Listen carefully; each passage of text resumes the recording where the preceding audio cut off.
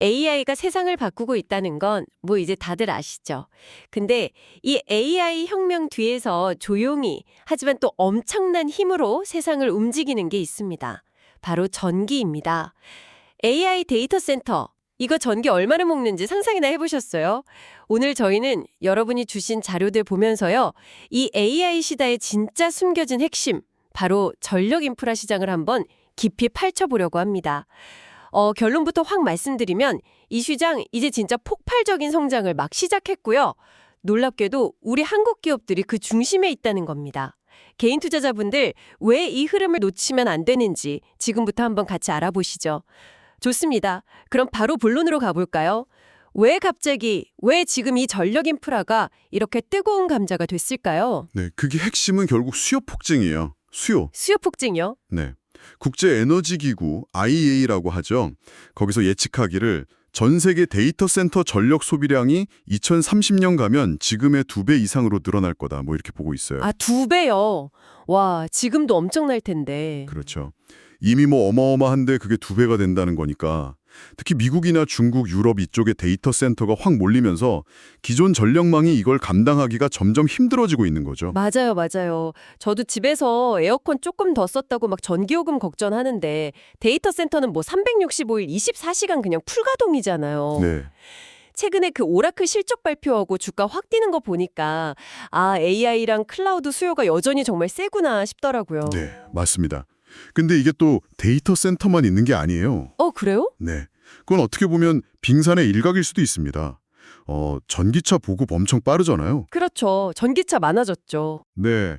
그리고 공장들도 점점 전기를 많이 쓰는 방향으로 바뀌고 있고요. 거기다가 또 이 탈탄소, 친환경 에너지 전환 정책 때문에 기존 화석 연료를 대체해야 하는 그런 전력 수요도 계속 늘고 있거든요. 아하. 뭐 암호화폐 채굴이라든지 아니면 요즘 그 최첨단 AI 반도체 생산 같은 거요. 이것도 전기를 엄청나게 잡아먹습니다. 그러니까 이런 수요들이 지금 한꺼번에 터지고 있는 거예요. 아, 그렇군요. 그러니까 단순히 전기를 만드는 발전소 문제만이 아니고 그 만든 전기를 잘 보내고 또 저장했다가 필요할 때 쓰고 효율적으로 관리하는 그 전력망 전체, 뭐 전력 밸류 체인이라고 하죠. 그 전체가 다 중요해진 거네요. 네, 바로 그겁니다.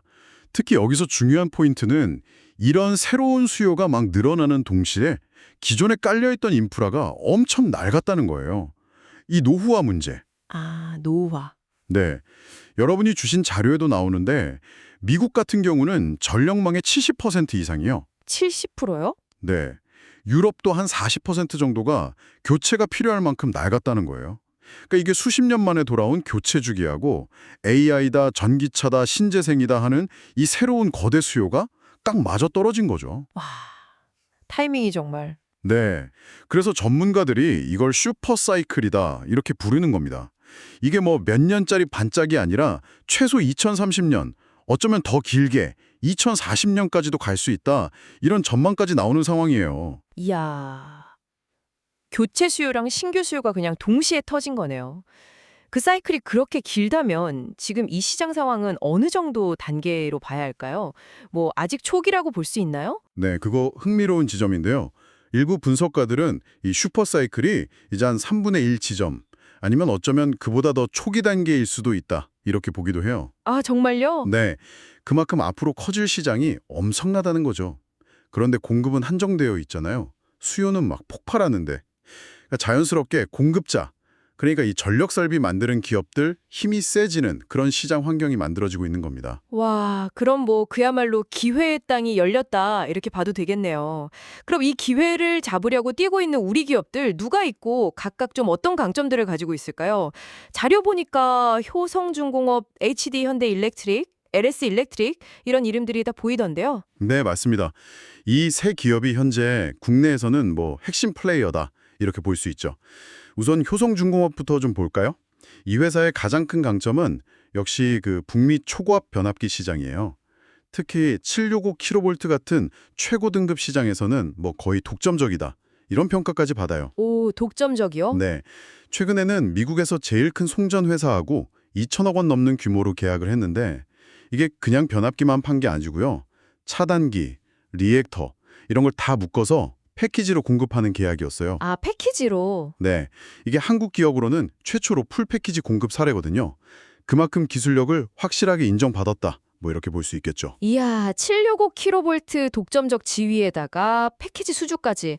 기술력은 정말 확실하네요. 다른 강점은 또 없나요? 뭐 생산 능력이라던가 아니면 뭐 차세대 기술 같은 거요? 아, 물론 있죠. 그 GIS라고 가스 절연 개폐 장치라는 게 있는데 이것도 핵심 설비거든요. 이것도 수주가 이미 2027년 물량까지 꽉 차 있다고 하고요. 또 인도 법인이 있는데 거기가 수익성이 엄청 좋아요. 영업이익률이 25%가 넘는다고 하니까. 25%요? 와. 네. 그리고 생산 능력도 계속 늘리고 있어서 미국 멤피스에 공장이 있는데 그걸 증설해서 26년 말까지는 생산 능력을 지금보다 2배로 늘릴 계획이고요. 영국 초고압 변압기 시장에서는 이미 점유율이 1등입니다. 그리고 미래를 위한 투자도 하고 있는데 그 HVDC라고 초고압 직류 송전 기술, 이게 차세대 기술로 불리거든요. 이걸 자체 개발하려고 3,400억 원을 투자했고 27년 완료 목표로 하고 있습니다. 오, 독자적인 HVDC 기술 개발이라 그거 성공하면 진짜 경쟁사들하고는 확 차이가 나겠는데요? 근데 뭐 다 좋은 점만 있지는 않을 거 아니에요. 투자할 때 좀 조심해야 할 점은 없을까요? 아, 그렇죠. 물론 주의할 점도 있습니다. 뭐 일각에서는 경영진의 투자 스타일이 일본의 히타치 같은 경쟁사에 비해서는 조금 신중한 거 아니냐, 뭐 이런 평가도 있고요. 그리고 말씀드린 HVDC 기술 개발은 장기적으로 보면 잠재력이 푸시만 이게 당장 상용화돼서 매출로 바로 이어지기까지는 시간이 좀 필요하겠죠. 또 건설 부문 리스크 때문에 선제적으로 충당금을 좀 쌓았던 부분도 있고요. 그리고 가장 현실적인 문제는 역시 주가죠. 아시겠지만 황제주 소리 들을 정도로 주가가 엄청 올랐잖아요. 맞아요. 엄청 올랐죠. 네. 그래서 밸류에이션 부담이 좀 있습니다. 예를 들어서 그 자료에 나온 영해리치 리포트 분석을 보면 적정 주가를 한 84만 원 정도로 보는데 지금 주가는 훨씬 높으니까 고평가 상태다. 이런 분석이죠. 알겠습니다. 효성중공업은 기술력, 시장지위 확실하고 HVDC라는 미래 카드도 있는데 밸류에이션하고 HVDC 상용화 시점은 좀 지켜봐야 한다. 오케이. 그럼 다음 주자. HD 현대일렉트릭은 어떤가요? HD 현대일렉트릭은 무엇보다 수익성이 아주 좋아요. 아, 수익성. 네, 1분기 전체 영업이익률이 20%를 넘었고요. 일부 그 고수익 해외 지역에서는 30% 가까이 나왔다고 하니까 마진이 상당하죠. 이 회사도 미국 알라바마에 공장이 있고요. 27년 가동 목표로 증설하고 있습니다. 최근에도 미국 주요 전력 회사하고 277억 원짜리 대형 변압기 공급 계약 맺는 등 수주도 꾸준히 잘 나오고 있어요. 수익성이 진짜 인상적이네요. 그럼 수주 상황이나 다른 강점은요? 효성중공업하고는 좀 다른 점이 있을까요? 수주 잔고가 지금 8조에서 9조 원 정도 돼요. 사상 최고 수준입니다. 이게 앞으로 한 2, 3년치 매출에 해당하는 물량을 이미 따놓은 거죠. 와, 든든하겠네요. 그렇죠. 특히 북미나 중동처럼 돈 되는 지역 중심으로 수주를 늘리고 있다는 것도 좋고요. 또 효성이 초고압 변압기에 딱 집중하는 느낌이라면 HD 현대일렉트릭은 중저압 차단기나 배전 변압기, 심지어 배에 들어가는 전력 장비까지 좀 더 포트폴리오가 다양하다는 특징이 있어요. 아, 그리고 HVDC 기술은 효성처럼 자체 개발보다는 히타치 에너지 같은 글로벌 강자들하고 협력하는 방식을 쓰고 있습니다. 아, 그렇군요. 기술 확보 전략이 다르네요. 그럼 HD 현대일렉트릭은 약점이나 고려할 점은 뭘까요? 역시 이것도 밸류에이션 문제인가요? 네, 맞습니다. HD 현대일렉트릭도 주가가 정말 많이 올라서 밸류에이션 부담이 커요. 아까 그 영해리치 분석 기준으로 보면 적정 주가를 16만 원 정도로 보는데 이것도 현재 주가랑 비교하면 좀 고평가 영역이다. 이런 평가가 있고요. 그래서 일각에서는 효성중공업보다 추가 상승 여력, 뭐 업사이드라고 하죠. 그게 좀 적을 수 있다. 이렇게 보기도 합니다. 근데 또 증권사마다 시각은 조금씩 달라요. 예를 들어 키움증권 같은 데서는 수주 잔고 탄탄하고 고수익 제품 비중 드러나니까 HD현대일렉트릭을 최선호주로 꼽기도 했거든요. 시각이 좀 갈리는군요. 투자자 입장에서는 이런 걸 다 참고해서 좀 신중하게 봐야겠네요.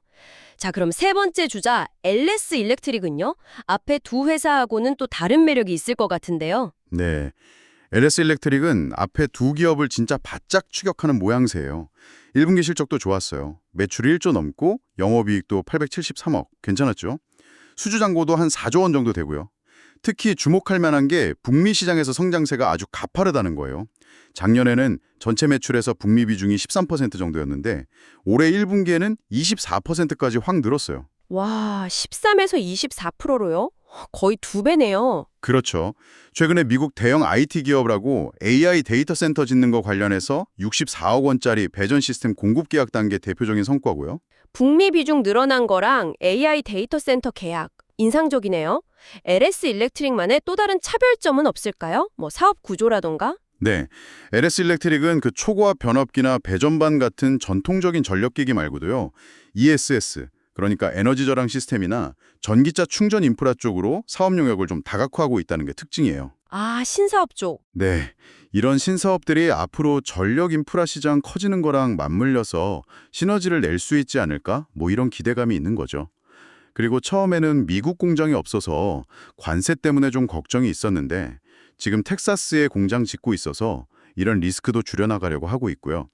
정부에서 하는 HVDC 관련 국책과제에도 참여하고 있습니다. 사업 다각화도 하고 관세 리스크도 관리하고 노력을 많이 하네요. 그럼 밸류에이션은 좀 어떤가요?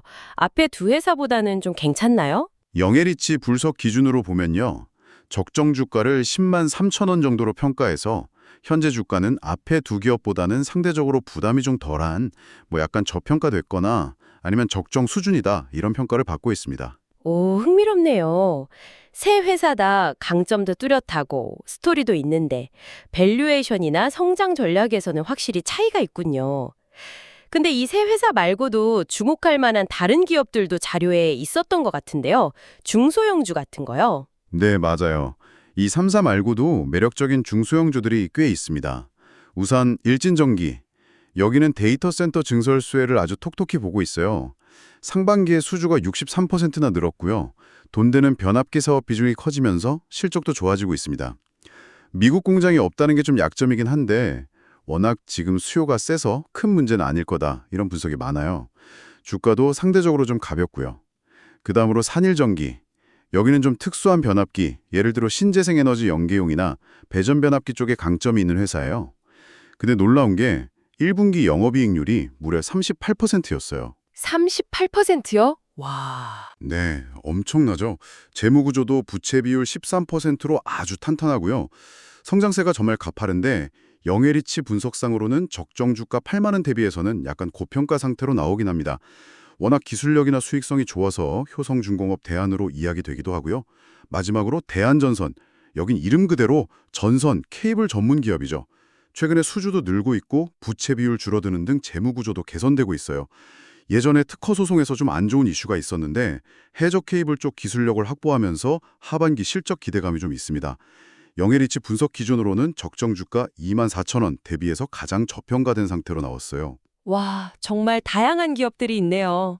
큰형님들부터 틈새 시장 노리는 강소기업, 또 턴어라운드 기대주까지. 아, 그리고 원전 관련주들도 있었죠. 두산에너빌리티나 한전기술 같은 곳들이요. 네, 맞습니다. 그 AI 데이터 센터가 워낙 전기를 많이 먹으니까 안정적인 전력 공급 대안으로 SMR, 소형 모듈 원전이 주목받으면서 관련 기업들도 같이 부각되는 거죠. 뭐 두산에너빌리티가 체코 원전 수주할 수 있다 이런 얘기도 있고 SMR 기술 개발하는 것도 관련 있고요. 결국 전력만 까는 것뿐만 아니라 전기를 안정적으로 만드는 것도 중요하니까요. 자, 이렇게 시장이랑 주요 기업들 쭉 한번 훑어봤습니다. 진짜 시장이 뜨거운 건 알겠는데 우리 같은 개인 투자자 입장에서는 이게 고민이 될 것 같아요. 이미 주가가 너무 많이 오른 것 같기도 하고 그렇다고 이 기회를 그냥 보내기도 아깝고 어떻게 접근하는 게 좋을까요? 네, 그게 제일 중요하죠.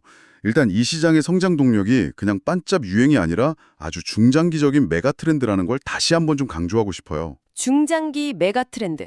네, AI 확산, 데이터 센터 증설, 낡은 전력망 교체, 전기차 전환 이런 거는 거스를 수 없는 큰 흐름이거든요.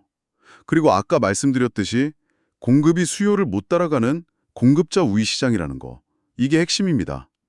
이게 왜 중요하냐면 기업들이 물건값 P도 올리면서 판매량 Q도 늘릴 수 있는 그런 환경이라는 뜻이거든요. 실제로 기업들 영업이익률 좋아지는 거 보면 알 수 있죠. 이야, P하고 Q가 같이 성장하는 진짜 꿈 같은 상황이네요. 거기다가 우리 한국 기업들이 기술력이나 납기 능력 면에서 경쟁 우위를 가지고 있다는 것도 긍정적이고요. 맞아요. 특히 그 독일이나 일본 경쟁사들보다 납기를 빨리 맞추는 능력이 지금처럼 물건 없어서 못 파는 상황에서는 엄청난 무기가 되고 있어요. 그럼에도 불구하고 투자자 입장에서는 그래서 뭘 어떻게 해야 하나? 이 질문이 남잖아요? 그렇죠. 그래서 뭘 사야 하나? 네, 몇 가지 접근법을 생각해 볼 수 있어요. 첫 번째는 역시 개별 종목에 직접 투자하는 거죠. 뭐 효성중공업이나 HD현대일렉트릭 같은 시장 주도주를 고르거나 아니면 LS일렉트릭, 일진전기, 산일전기, 대한전선처럼 각자 분석해 봤을 때 여기가 성장 잠재력이 더 크겠다 싶은 기업을 고르는 방식입니다.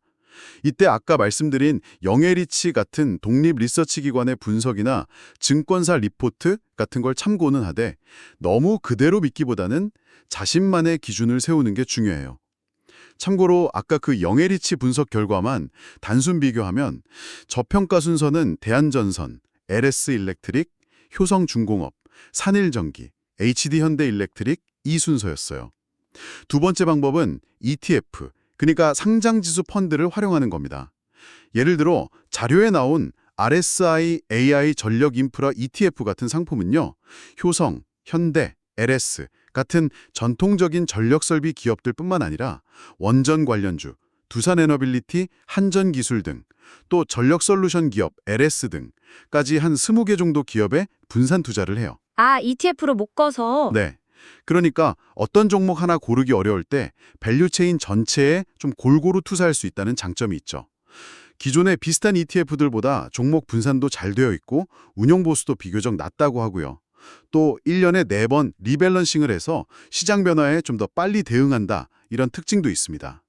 마지막으로 중요한 건 역시 투자 시점이죠. 이미 주가가 많이 오른 종목들이 많으니까 무리하게 막 따라 사는 것보다는 시장이 좀 흔들릴 때 조정을 이용해서 분할 매수하는 전략이 좀 더 현명할 수 있습니다. 분할 매수. 네. 예를 들어서 예전에 미국에서 관세 부과한다 이런 이슈 나왔을 때 관련 기업들 주가가 잠깐 출렁했잖아요. 네, 그랬었죠. 근데 이 시장이 공급자 우위라는 본질을 이해했다면 오히려 그때가 좋은 매수 기회였을 수도 있다. 이런 분석도 있었어요. 왜냐하면 관세 부담은 결국 수요처, 그러니까 고객한테 넘길 가능성이 높다는 시각이 많거든요. 그렇군요. 개별 종목 직접 투자, 아니면 ETF로 분산 투자, 그리고 타이밍은 분할 매수 전략. 결국 개인 투자자들이 이 전력 인프라 상승 흐름에 주목해야 하는 이유 딱 정리해보면 첫째, AI 확산과 전력망 현대화라는 정말 명확한 성장 스토리가 있다. 둘째, 그 스토리가 그냥 말이 아니라 실제 수주와 실적 개선으로 증명되고 있다. 셋째, 이 성장 사이클이 단기가 아니라 중장기적으로 갈 가능성이 높다. 이 정도 기대감 때문이라고 할 수 있겠네요. 네, 오늘은 AI 시대에 정말 보이지 않는 동력이죠. 전력 인프라 시장에 대해서 아주 깊이 파고 들어봤습니다. 데이터 센터 확충이랑 낡은 전력망 교체라는 이 거대한 파도 속에서 우리 한국 기업들이 뛰어난 기술력 또 빠른 납기라는 경쟁력을 무기로 세계 무대에서 정말 중요한 역할을 하고 있다는 걸 확인할 수 있었습니다. 맞습니다. 효성중공업, HD현대일렉트릭, LS일렉트릭을 시작으로 해서 많은 관련 기업들이 정말 탄탄한 수주를 바탕으로 성장을 이어가고 있고요. 이런 기회는 당분간 계속될 가능성이 높아 보입니다. 물론 개별 종목 밸류에이션 수준이라든지 단기적인 시장 변동성 같은 건 항상 생각해야겠지만 좀 긴 관점에서 본다면 지금의 전력 인프라 섹터는 분명히 주목할 만한 가치가 있는 투자 영역이라고 생각합니다. 좋습니다. 그럼 마지막으로요. 이 뜨거운 전력 인프라 시장을 보면서 여러분이 한번 좀 곱씹어 볼 만한 질문을 던져볼까 합니다. 지금은 변압기 만들고 송배전만 깔고 이게 핵심이잖아요. 근데 과연 이 다음 단계의 게임 체인저는 뭐가 될까요? 예를 들어서 대규모 에너지 저장 시스템, ESS 기술이 확 발전하면 지금 시장 판도가 어떻게 바뀔 수 있을지, 아니면 우리가 계속 얘기했던 그 HVDC 같은 새로운 송전 기술이 쫙 퍼지면 지금 시장을 이끄는 기업들한테 이게 또 다른 엄청난 기회라 될지, 아니면 예상치 못한 위협이 될 수도 있을지 한번 상상해 보시면 이 시장을 더 넓고 깊게 이해하시는 데 도움이 될 겁니다. 오늘 저희와 함께한 이야기가 여러분의 지식 탐험에 즐거운 이정표가 되었기를 바랍니다. 다음에 더 흥미로운 주제로 다시 찾아뵙겠습니다.